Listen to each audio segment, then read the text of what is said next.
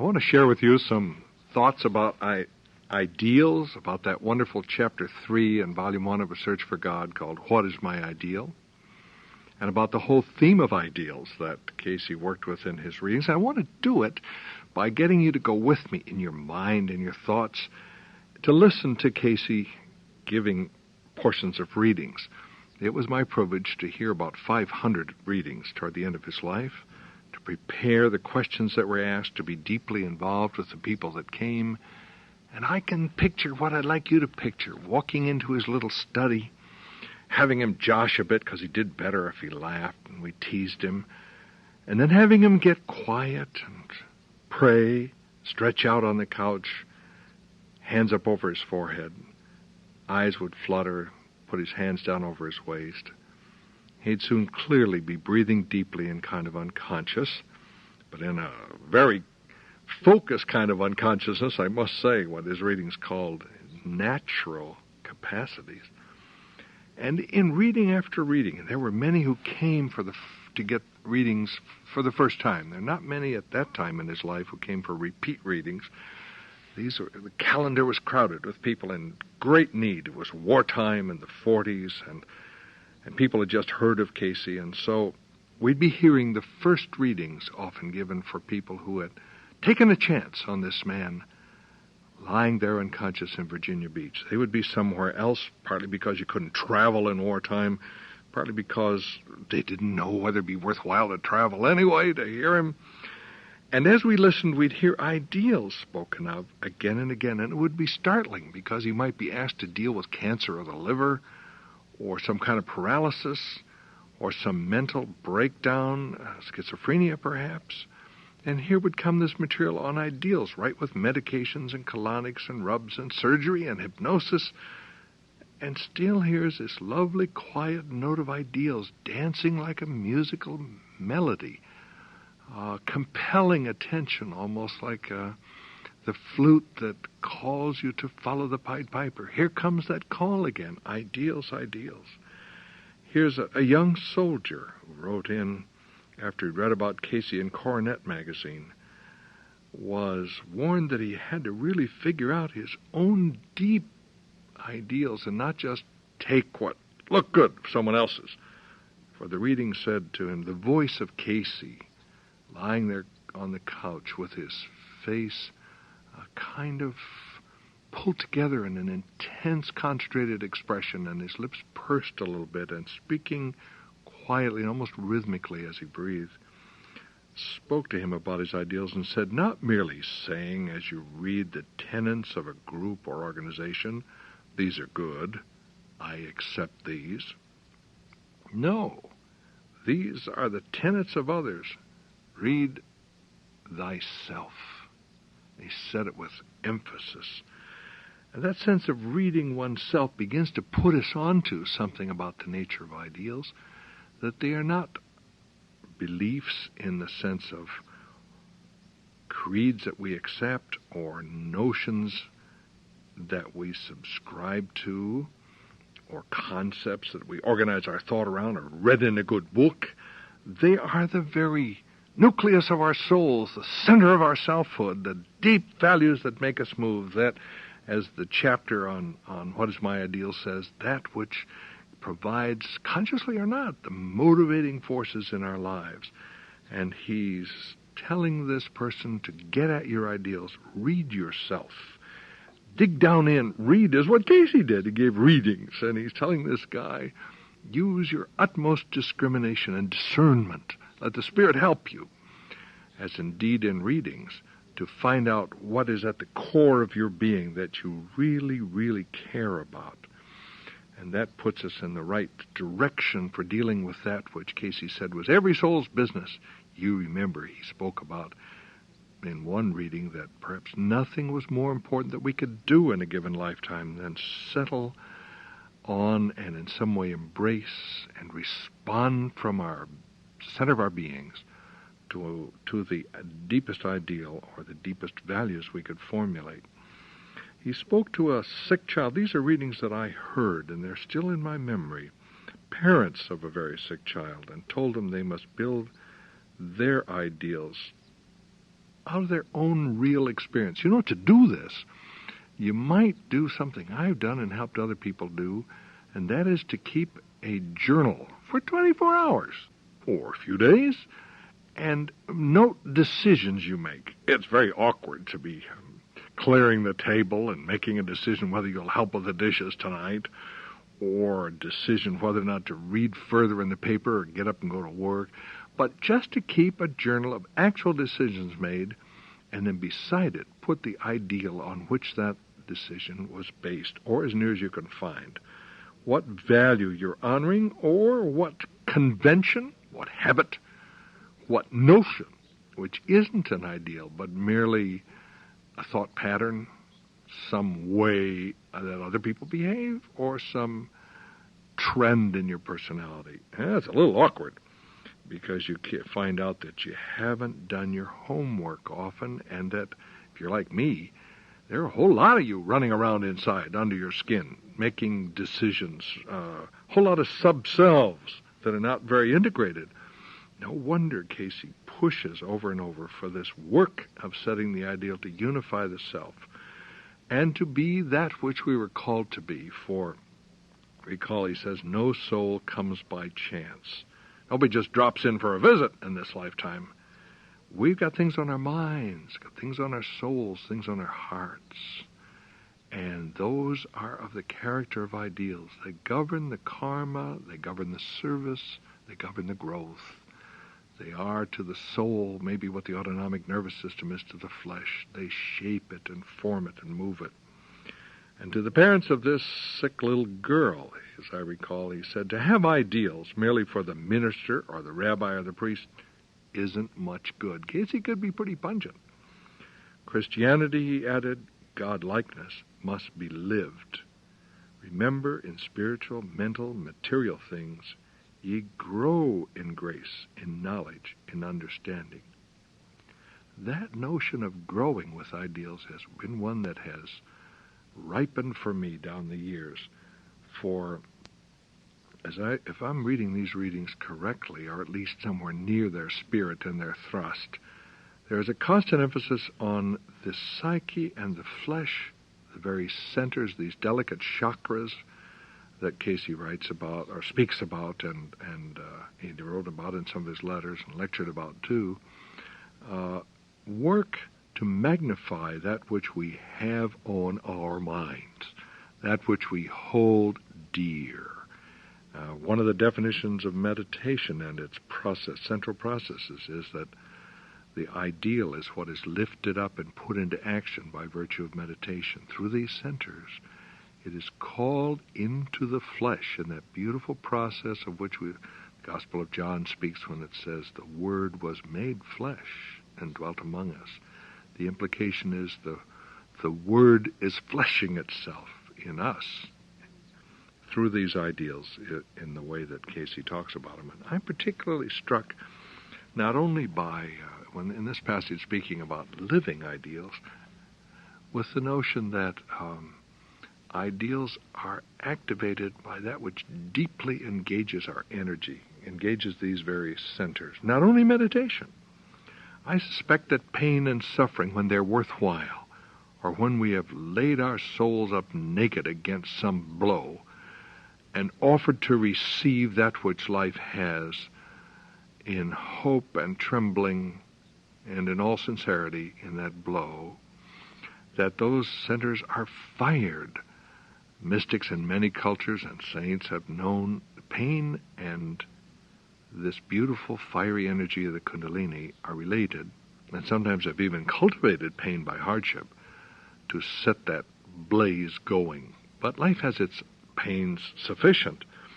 What is important here is the difference between mindless pain, which is just that of coming up against shock and dismay and confusion and frustration and illness, or mindful pain, where as we are driven into our bed or into a corner or into loneliness or into death, we discover that that which is the ideal of the soul is brought forth and made real.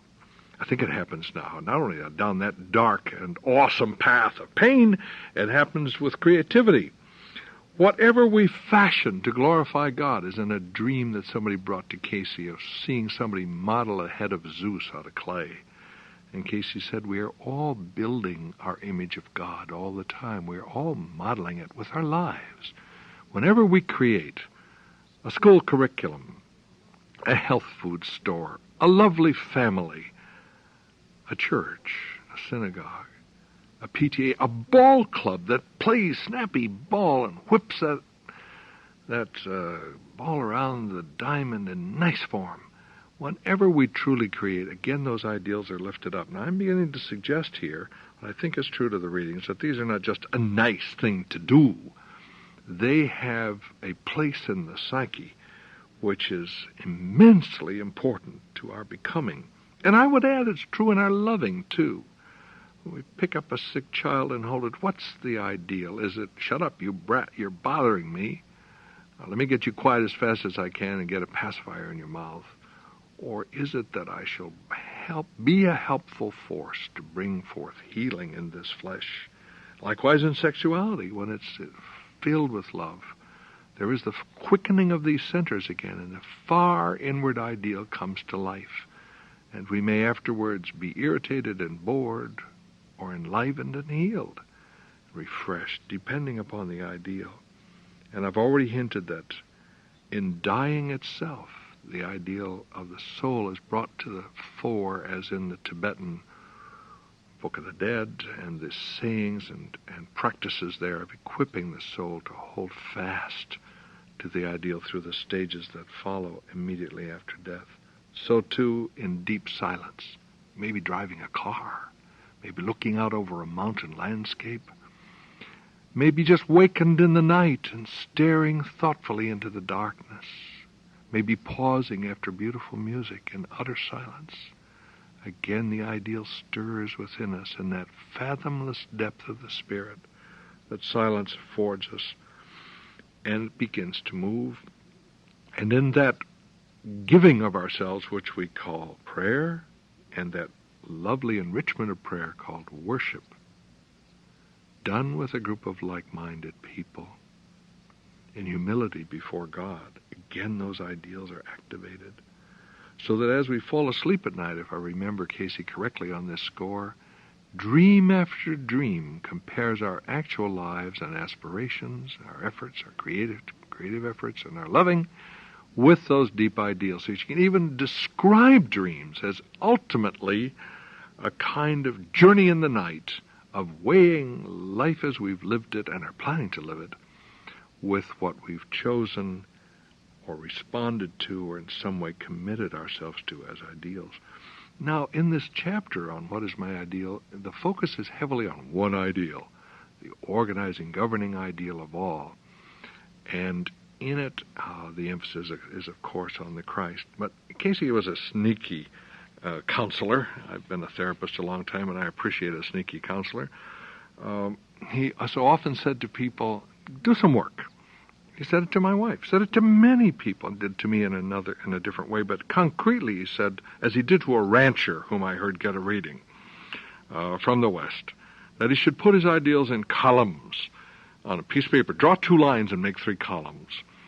And then he would find ultimately working with these ideals that they would focus and condense and coalesce in a master ideal, if you wish. And Mark Thurston has lectured and written eloquently about the difference between the ultimate ideals and the proximate ones that we work on. And listen to what Casey says to this rancher. Do first set the ideal. And then, as though in conversation with the rancher almost, he says, this isn't the easiest job either. You can almost hear the rancher grumbling. Not merely saying, yes, I believe this, and yes, I believe that. Casey's a churchman, and he understands belief and honors it. Yet he won't buy belief as deep enough, and we'll come to that in a moment, because will is engaged here, not just the mind. He says to the rancher, put it on paper, draw lines, put headings. My spiritual ideal, what is it? My mental ideal, as to how the time should be spent in recreation and study, work, social activity, various activities necessary for an individual to be well-rounded.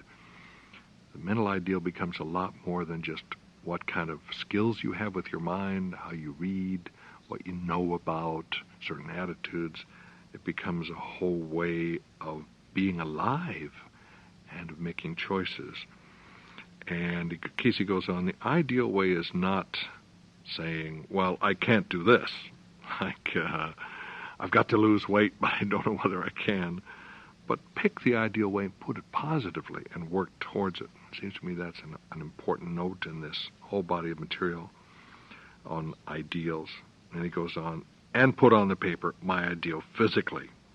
And then kind of backs the person up to make sure that the individual, the rancher, is looking at his whole life and getting things into each column, getting things into the deep mystery of companionship with God, where forgiveness and confession and joy and celebration and service lie, getting things into that mental realm where expectation and hope and promise and skill and discipline lie, and into that physical realm of situations and activities in our lives, of getting on the phone to call somebody sick and staying after work to help the guy that's building something and is kind of confused about it, and stopping the car to help the fellow with a flat.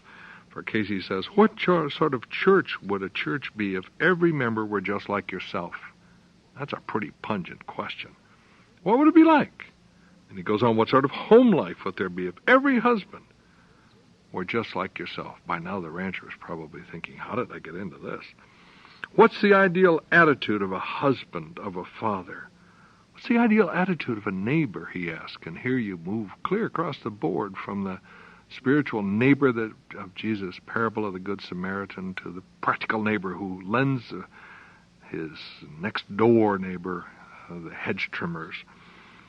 And then he says, what's the ideal attitude of a rancher and of a brother and of those in political and social activities? We don't often carry it out into the world in our thinking. We try to make personal lists. Because he doesn't stop with that.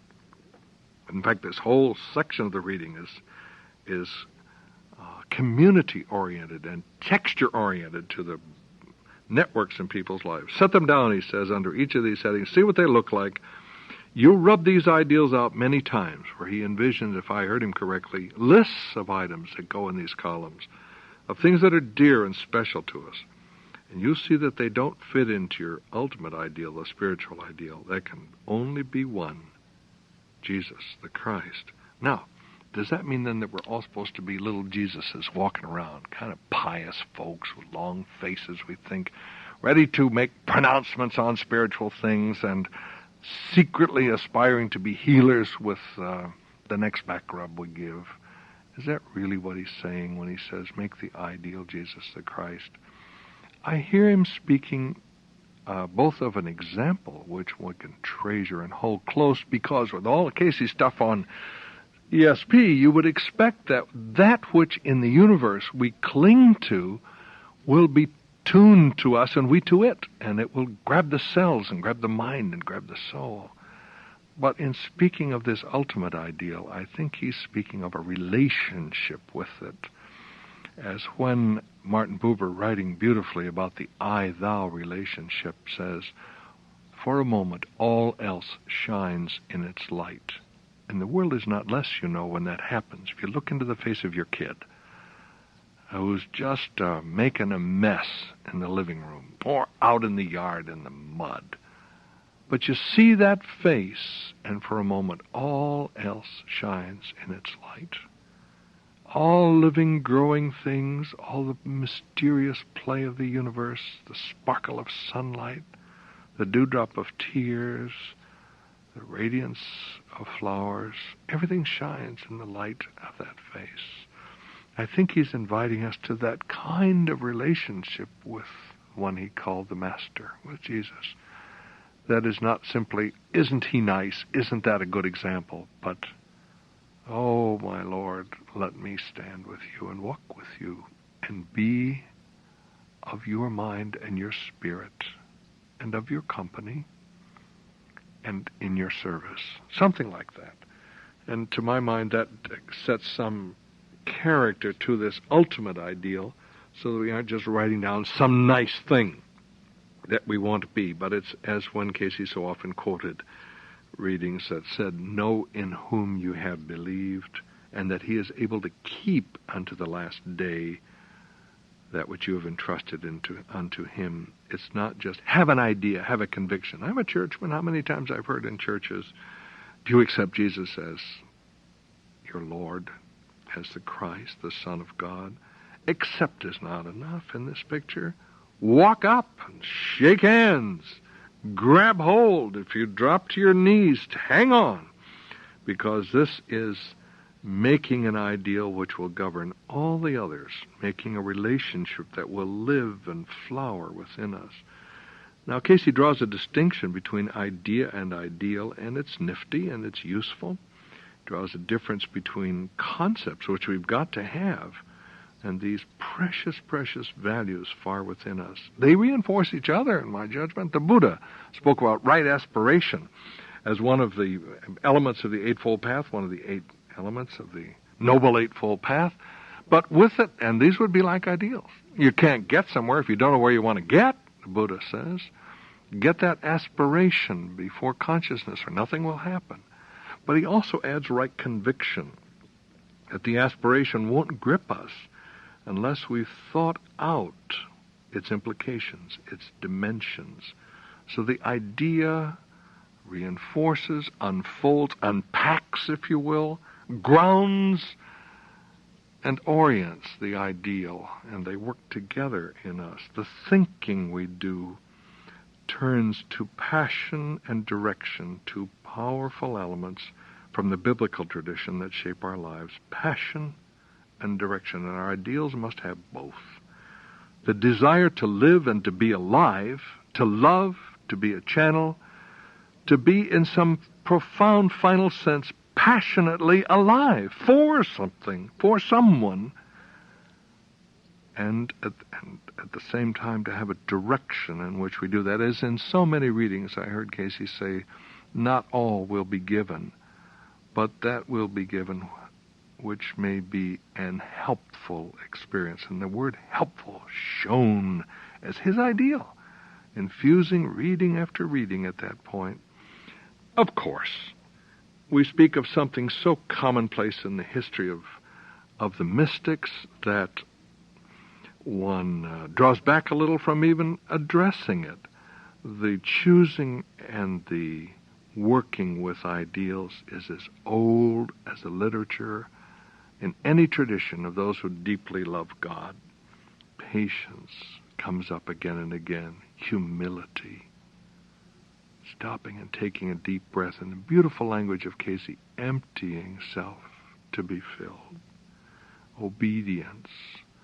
Here am I, Lord, send me. I will respond. Detachment.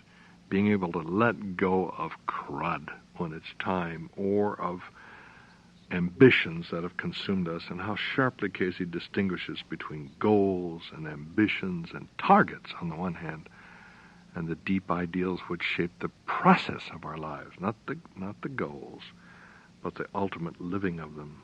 And so too the mystics speak of trust, of that childlike, wide-eyed merriness that runs through kids when they're really trusting of those about them, of that secure, solid, hand-in-hand trust, which can be part of our ideals, as can thankfulness, a spirit of remembering whose we are and who sent us into life and calls us home. But I want to suggest that business working with ideals can be pretty dull if we simply list a lot of nice things. Kind of a shopping list of the Spirit. I don't think it comes this way, and I've talked with Mark Thurston about this and others at some depth. The way in which ideals come dynamically linked to their opposites. You don't get one without the other. Like the song says about love and marriage, you can't have one without the other. If you choose an ideal, let us say of wisdom, of deep understanding, of the mind springing to life with insight and judgment and conviction, then there comes, like its ancient pledged twin, the whole riddle of love. For wisdom without love is cruel and judgmental, remembers too much, forgets too little.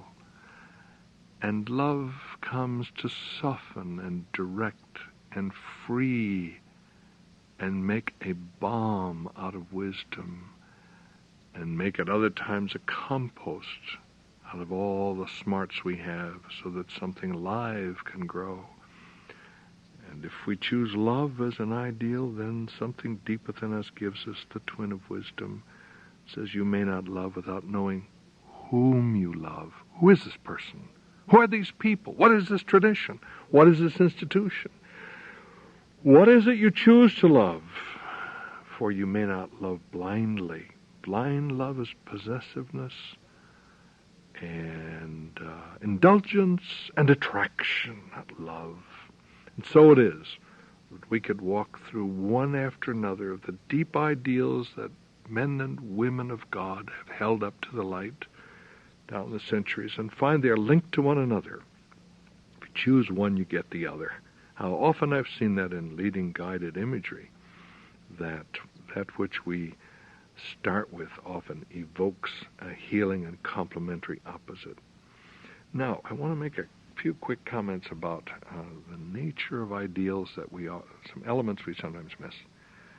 We sometimes contrive ideals and saying, well, I think I ought to be smarter. I think I ought to be more generous. I think I ought to be better tempered. But it seems to me that ultimately ideals are calls extended to us by the universe, by the creative forces, and that our task is not to invent them, but to hear them.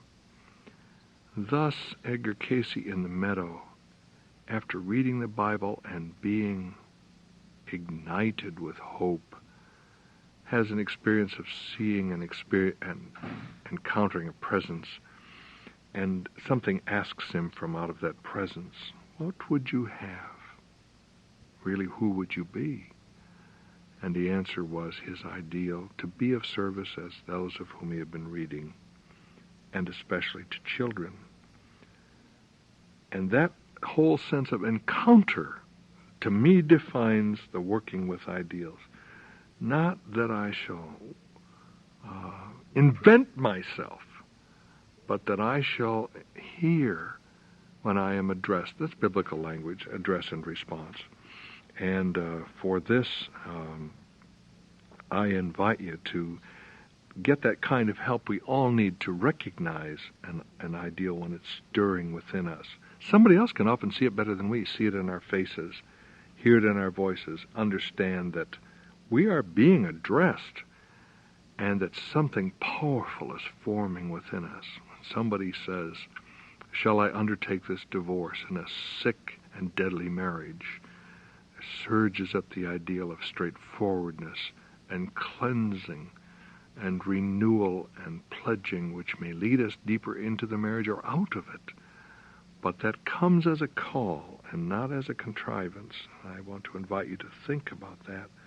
But I want to make a couple of other comments as well about working with ideals. It seems to me they are in some sense a cry and a promise, a cry that says, Lord, I hear you. This I would do, this I would be. As in the night, the scripture speaks about God calling to Solomon, speaking to Solomon, what would you have? And Solomon answers, wisdom for my people. And God answers, you shall have it. For he was well pleased with the response. And then offers him a peaceful reign as well.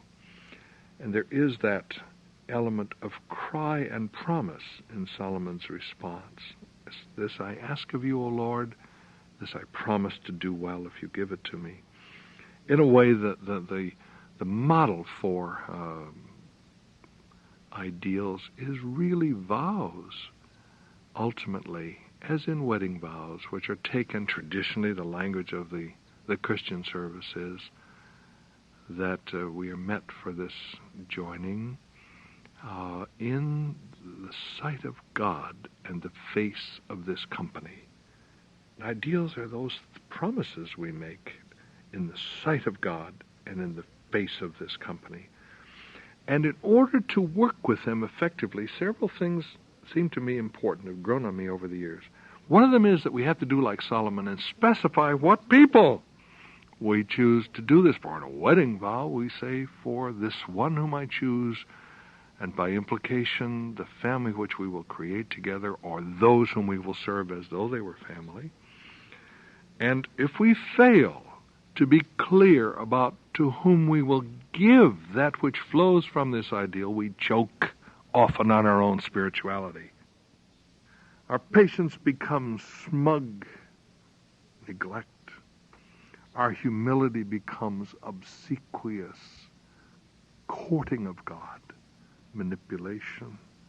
Our detachment becomes indifference. Our trust becomes presuming, unless our hands hold the hands of others whom we have specifically chosen and name in our deepest prayer and longing. I do not think the ideals work very well.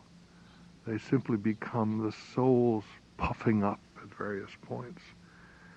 As Jesus goes to Jerusalem and says, it's not right that a prophet should die away from Jerusalem, he goes to his death, but he's not going to budge. He's going to do this thing. And each of us has to choose who are the people to whom we hold ourselves accountable, or in the language of karma, with whom we came to do business when we came this time. As Casey spoke of wanting to render a service and spoke specifically about children. That kind of focus, thought out and received as a call and answered, I think makes the ideal come to life. Secondly, it seems to me that the ideal works if we promise it, mean it, as an effort in which we agree to take the sweat that comes with the ideal. To say, I would like to be more musical, play an instrument, to sing, to be at home with chords and harmony and melody and counterpoint, is meaningless unless we're willing to practice. Say, I would be strong of body, but I'm not willing to wrestle or to hike or to swim. I just want to be strong, is meaningless. There is that in an ideal which says, I will take the sweat, I'll do the training, I'll take the risks, I will endure the failures as they come. And failures there are, and trials. And the ideal is a promise and a vow. And Lord, as you give me strength, I'll take all the pain that goes with reaching for this ideal and the hidden opposites that I never dreamed of, and the tests and the stern demands that flow from this ideal. Thirdly, it seems to me setting forth an ideal in all seriousness is promising to start with what we have in hand. Casey is so clear about this. He uses this phrase over and over. It's not just a matter of integrity. Apparently it's a matter if we don't start with something, we can't see what's around us. Can't see the next thing because it just doesn't occur to us. Our vision doesn't fall on it. It doesn't get to us until we're in motion. We set those lovely chakras vibrating with effort. So the promise is start with what you have in hand and then see where that ideal goes. As the master, the young rabbi who taught service of one another, when his group swelled to thousands and were hungry and didn't want to leave, and his disciples said, stand them away, he said, what have we here?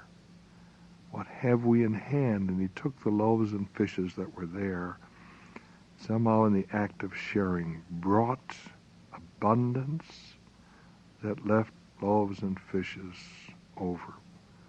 Could play games of apports, but the ultimate energy is love and caring, and starting right now with what we have in hand. So the same one that dealt with the loaves and fishes can at another time, because he knows what it is to take what you've got and share it, can say to his friends when he's about to die, look guys, I'm eating with you. Have a drink of wine, and it's my blood. And remember me when you drink like this.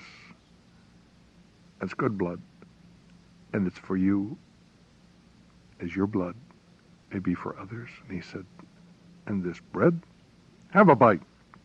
It's me. It's my presence. It's my caring. It's my vitality. It's my blessing. I give it to you freely. And it will be broken this night. This body of mine, but it's yours.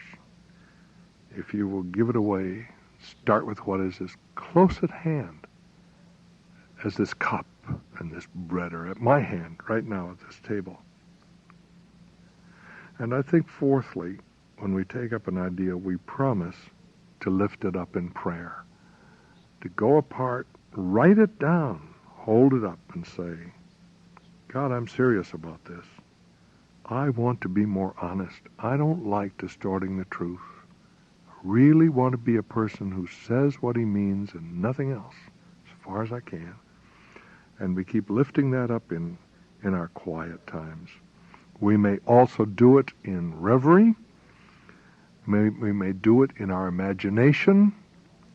We may do it in drawing and the arts, for these are all ways of touching the deeper self that communes with the divine. And prayer, in this sense, spills out into all kinds of altered consciousness and into working with symbols that enflesh the word that we have spoken. Finally, it seems to me that when we hold up an ideal, we make promises to other people. We do at a wedding. A wedding is nothing if it's just two people who sort of grin at each other with affection and attraction and say, I like you and I take you on.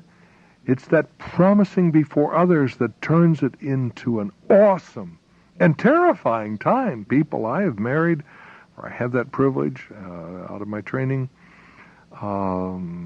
tremble when they seize hands before this company. And ideals that are going to work are going to be those promises we make to others. Life is apparently beautifully spun to work with ideals all through the lifespan. As kids, we have models, parents, teachers, scoutmasters, friends down the block, of often adults, sometimes our peers, who lay hold upon our imagination. Often we dream about these people all our lives, especially our parents and certain relatives. They become what Casey called criterion figures. But as we reach adolescence, ideals really fire off. But wire frames on which ideals could be woven before now come to life and turn from stone to reality, as in fairy tales. For in the teens, life hits us with chemicals so powerful that ideals are ruthless. They are powerful. We will do all sorts of things to answer to ideals of nobility and service and wisdom and helpfulness that fire off in these years. But then comes the young adult period, and life says, well, if you're serious, we're going to equip you to handle these ideals. We'll give you an ego and healthy strength and a home and companions, or something like it, and a vocation. And through our young adult years, we turn inward upon our personal needs and requirements and our nesting and our communities, and we establish ourselves as somebody definite. And then in midlife again comes back the ideals in all their glory. They trouble us. Something bigger than making a buck and making an impression seizes us again. And now we have the strength to do something about them. And we traffic with life in no uncertain terms. Much of our life in ARE study groups is at this period when we've moved out of or had some dealing with establishing ourselves and gaining an identity. And now the wild, deep wonder of life is after us again. The hound of heaven chews at our heels. Then in late life comes time and obligation to simplify, to learn what we have learned, to say what we have seen, to share what we have known, to find ways to pass on the grace of what has been given us. And if Casey is right, there's more yet, for we will ship out between lives. and into realms that magnify an ideal. If we would have wisdom, we go into a consciousness in a realm called Mercury in Casey's readings, and the Stoics called it that, Rudolf Steiner. If we would have force and energy, we ship out into a consciousness called Mars, and so it goes. If it be beauty and harmony in relationships and in art, we ship out to Venus. The ideal becomes our destiny then as now. Now, in closing, I want to ask you to do with me a little exercise of your deep imagination, a little journey in the far caverns of the soul where secrets are kept. I want to have you encounter Edgar Casey giving a bit of a reading, just a portion, for you. Oftentimes groups came to him, and as he moved around the group, the study group, the healing group, he gave a message, a thought, to one at a time, and each was different. Oh, they were different. Paced differently. The tone was different. The theme was different. Each one seemed immensely personal and touching and moving in its gracious salutation of each soul. I'm not going to ask you just to step right out of your chair into the reading room. Go with me first. Close your eyes. Settle back. Get quiet. Get anchored in your real being. Get down there where the final things are. And then let yourself follow a sidewalk and then a path down to the ocean. At Virginia Beach, the ocean is lovely all year round. Climb up over a sand dune, walk down at a quiet time, not much happening, not many people. The wind blows on the face of the waters. The waves surge in their old, indescribable rhythm. And your own soul rocks gently in the hands of the Creator as that water moves back and forth, back and forth. And you stand at the margin of land and unspeakable distance of water, as you might stand on the margin of daily activities and the ultimate sea of the Spirit. And let yourself be collected and focused and healed a bit. And then turn about and walk a couple of blocks to Casey's home and go in and greet him and his wife and secretary. They're good people. And since time is short and there's a whole group, press in with them into the reading room and there wait and hear that quiet, gentle, loving voice speak to you. And speak in terms which he called mental and spiritual. No life reading, no guidance of the flesh and healing, just what you're about, what's most precious to your spirit, what God called you to be, his troubadour, his laborer, his builder, his healer. And hear that voice speak to you of that which your soul knows in its quiet moments. Then let it speak to you of the mental, of the interests that come from your astrological ties and your between-life experiences and your long journeys in the earth. Speak of those things you know how to do because you've done them in other lives and that you care about. And then let him speak to you of the physical ideals that he sees in you as to the circumstances and the health and the skills and all the things that give flesh to what you dream. And then quietly let these soak deeply into you that they may awaken again in the night or in your quiet time of prayer and meditation. For God loves you, friends. He always has. He always will. And He waits for you to come home knowing who you are, where you've been. That's the promise in the Casey readings.